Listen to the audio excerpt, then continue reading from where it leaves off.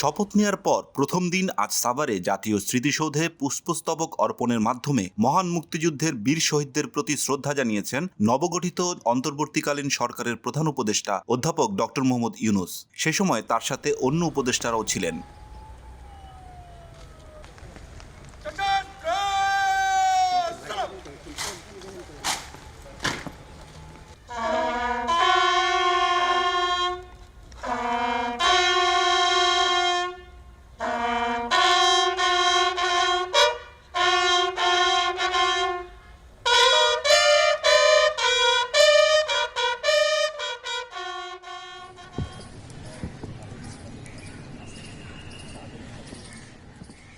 এরপর তারা কেন্দ্রীয় শহীদ মিনারে পুষ্পস্তবক অর্পণের মাধ্যমে ভাষা আন্দোলনের বীর শহীদদের প্রতি শ্রদ্ধা নিবেদন করেন।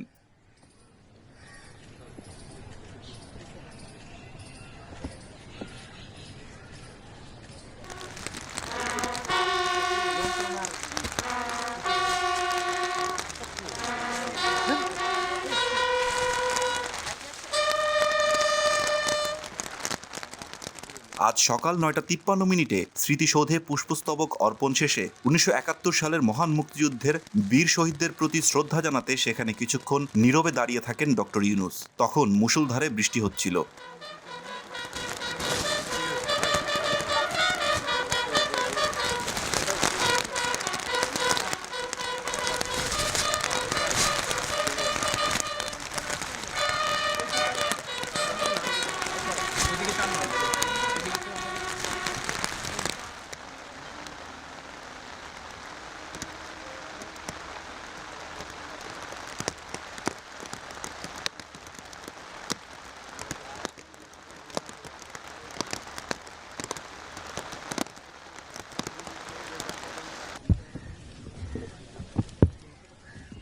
এরপর তিনি সকাল ১১টা ১৫ কেন্দ্রীয় শহীদ মিনারে যান এবং পুষ্পস্তবক অর্পণের মাধ্যমে ভাষা আন্দোলনের শহীদদের স্মৃতির প্রতি গভীর শ্রদ্ধা জানান। অন্তর্বর্তীকালীন সরকারের অন্যান্য উপদেষ্টারাও পুষ্পস্তবক অর্পণ করে ভাষা আন্দোলনের বীর শহীদদের প্রতি শ্রদ্ধা জানান।